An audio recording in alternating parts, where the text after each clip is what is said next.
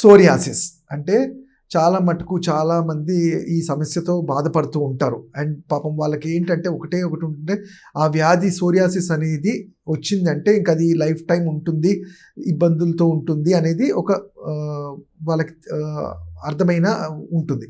So దీనికి అసలు ఆయుర్వేదంలో చికిత్సలు ఏమన్నా ఉన్నాయా? నిజంగానే ఇది లైఫ్ టైం దీనికి మందులతోనే కంట్రోల్ ఉంటుందా అనే దాని గురించి తెలుసుకుందాం. సోరియాసిస్ అనేది ఏంటి? సోరియాసిస్ అనేది ఒక చర్మ వ్యాధి. దీంట్లో ఆయుర్వేదంలో మనకి చెప్పబడింది ఏంటంటే రక్తదూష్యము చర్మము, రక్తంలో అంటే చర్మంలో ఉండే రక్తదూష్యము పైత్యము పెరిగినప్పుడు ఇంబ్యాలెన్స్ అయినప్పుడే ఇలాంటి స్కిన్ డిసీజెస్ అనేవి వస్తుంటాయి. అండ్ మెయిన్గా సోరియాసిస్ అనేది ఏంటి అంటే ఇటు ఆటో ఇమ్యూన్ డిజార్డర్ అంటాం. అంటే మీ సొంత ఓన్ ఇమ్యూనిటీ సిస్టమే మీ బాడీని అటాక్ చేయటం, ఈ స్కిన్ సెల్స్ని డ్యామేజ్ చేసినప్పుడు పొట్టులాగా, తెల్లటి పొట్టులాగా మనం చూస్తే ఎలా అంటే చేప మీద ఉండే ఆ పొట్టు ఎలా ఉంటుందో అలా స్కిన్ పొట్టులాగా వచ్చి రాలిపోవటాన్ని సోరియాసిస్ అంటాము. దీన్నే ఆయుర్వేదంలో కుష్ఠ వ్యాధుల్లో కిటిప కుష్ఠ రకాల్లో చెప్పబడింది. ఎవరికి చూస్తుంటాం ఇది? డాక్టర్ గారు నేను బాగానే తింటున్నాను, బాగానే అసలు స్ట్రెస్ లేదు, అయినా కానీ నాకు ఎందుకు వచ్చిందని అంటారు. అంటే ఇది అప్పటికప్పుడు వచ్చేది కాదు. మన శరీరం అనేది ఒక పీరియడ్ ఆఫ్ టైంలో ఎప్పుడైతే మనం దాన్ని పట్టించుకోకుండా, టైంకి ఫుడ్ తీసుకోకుండా, నిద్ర లేకుండా, చాలా యాంగ్జైటీ, స్ట్రెస్ఫుల్గా ఉన్న కండిషన్స్ నుంచి ఇది మొదలవుతుంది. అది రాను రాను దానికి సరైన కేర్ తీసుకున్నప్పుడే ఈ వ్యాధి బయటపడుతుంది. దీన్ని గుర్తించడం ఎలా అంటే జనరల్గా ఏంటంటే మనకి ఎప్పుడైతే పేషెంట్ వచ్చి కూర్చొని ఇలా స్కిన్ ప్రాబ్లం అన్నప్పుడు చూసినప్పుడే బై నేకెడ్ అయ్యే అర్థమవుతుంది.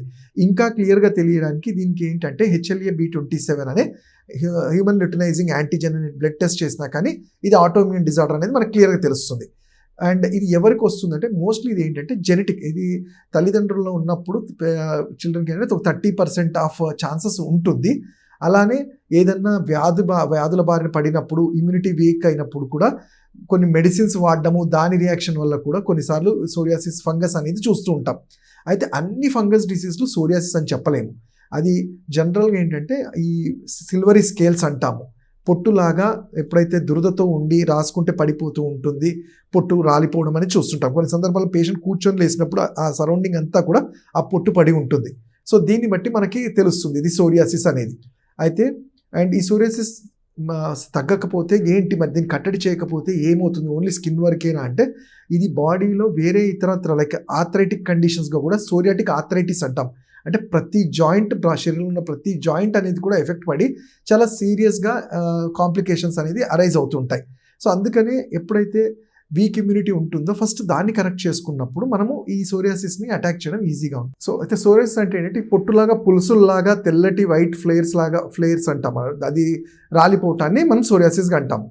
అయితే నేను ఇంతకుముందు చెప్పినట్టు ఇది ఆటో ఇమ్యూన్ డిజార్డర్ అయినప్పటికీ మనం చూస్తుంటాం జనరల్గా అడిగే క్వశ్చన్స్ ఏంటంటే డాక్టర్ గారు మరి దీనికి మెడిసిన్స్ ఏంటి, లైఫ్ లాంగ్ వాడాలా అంటే ఇక్కడ కొన్ని మనం తెలుసుకోవాల్సింది అంటే మీ ఇమ్యూనిటీ మనం సరిగ్గా చేసుకోగలిగితే కొన్ని సందర్భాల్లో బాడీయే వాటిని అరెస్ట్ చేయడానికి ఛాన్సెస్ ఉంటుంది. కానీ లాంగ్ రన్లో తప్పకుండా ఆయుర్వేద ఔషధాలు కొంచెం ఓపిక్గా వాడుకోగలిగితే లోపల నుంచి ఈ క్లిన్జింగ్ అనేది ప్రాపర్గా జరిగితే, అయితే ఆయుర్వేదం ఎప్పుడైనా బిలీవ్ చేసేది అంటే శమన శోధన అంటాం. అంటే మన లోపల నుంచి బాడీలో మలినాన్ని క్లియర్ చేసుకుంటేనే ఏదైనా ఔషధం ఇచ్చినప్పుడు అది పర్ఫెక్ట్గా పనిచేస్తుంది.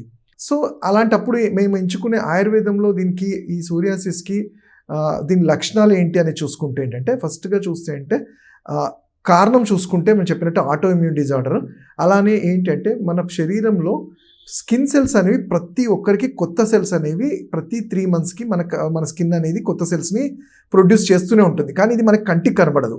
బట్ సోరియాసిస్ పేషెంట్లో ఏంటంటే ఈ 3 నెలలకు వచ్చే కొత్త సెల్స్ అనేవి ప్రతి 2 రోజుకి కొత్త సెల్స్ రావడం, ఈ పాతవన్నీ కూడా పొట్టులాగా రాలిపోవడం చూస్తుంటాం.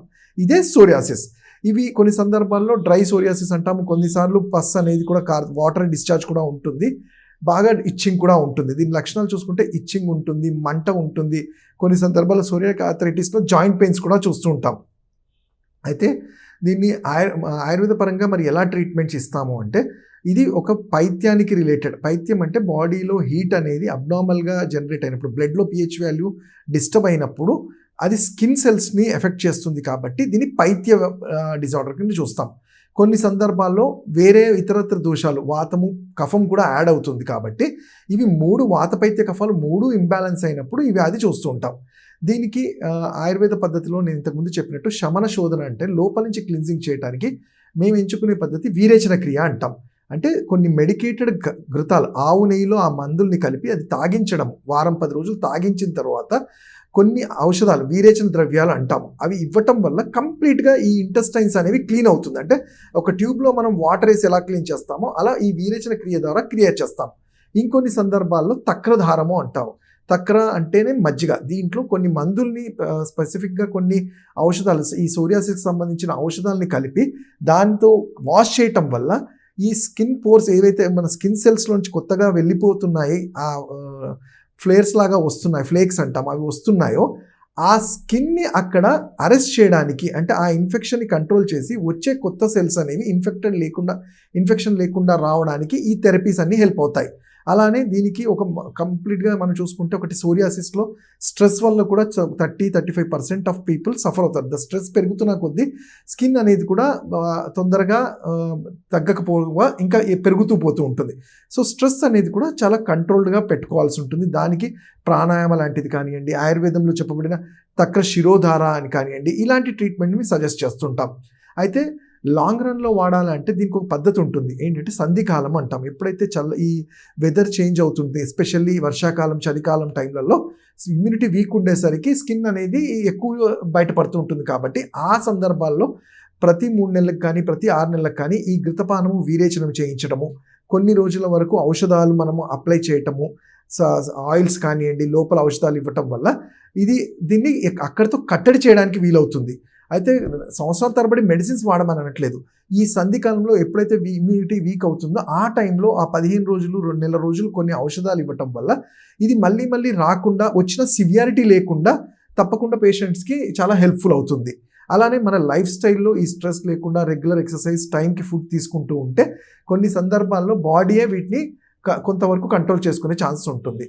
ఏదేమైనా కానీ ఈ సోరియాసిస్ అనేది ఒక ఆటో ఇమ్యూన్ డిజార్డర్, అలానే స్ట్రెస్ రిలేటెడ్. కాబట్టి మన బాడీని ఎప్పుడు కూడా మనము చాలా స్ట్రెస్ ఫ్రీగా ఉంచుకోవడానికి, అలానే వ్యాయామము ఇలాంటివి చేస్తూ ఇమ్యూనిటీని పెంచుకోవడానికి ట్రై చేయాలి.